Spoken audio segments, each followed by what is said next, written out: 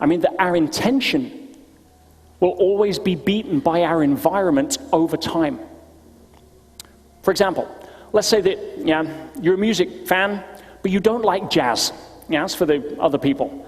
You're kind of a country and western kind of guy or girl.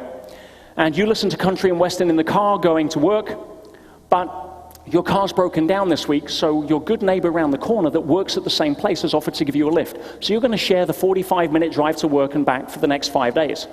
But they listen to jazz. Now, I don't care what you think consciously. Within 3 days, I know what's going to happen. Within 3 days in the car, you're tapping your feet to the beat. Within 5 days, you're humming it in the shower. You see, we don't get to choose whether or not we get programmed. We're programmable by design. We can only choose how we want to be programmed. Another way of saying that is you can have all of the intention to be as warm and hot as you like. You can raise your body temperature. You can put on some big clothes. But if you choose to live in a freezer, the environment's going to win over time. In other words, you can read all of the positive affirmations.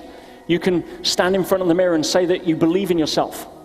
But if you live with somebody who is constantly pulling you down, somebody who is reminding you of why you're not good enough and why it won't work, at some point you're going to start to believe it. And it's the law of conformity. If you hang out with 9 recreational drug users, I've got news for you, you're most likely going to become the 10th. If you hang out with 9 positive people that look at life through the lens of how we can, not why we can't, that hold up a mirror for each other's greatness, to be midwives to each other's dreams instead of stealing them, you're likely going to become the 10th, or you'll leave the environment. It's the 95% law, the law of conformity. Yeah? So how do we change that? Well, there's 3 tips that I want to share with you that'll help turn this around. And I'm a pretty simple guy, so I want to give you some pretty simple tips. And I'll break it into 3 things. The first is, stop putting the wrong things in. You see, as I said, we are adaptation machines. Our bodies, our physical bodies adapt to our environment. We don't get to choose that. We only get to choose the environment we put them in. If it's the gym or McDonald's, the body doesn't care. Its job is to adapt. But it's the same with our mind. So stop putting the wrong programming in.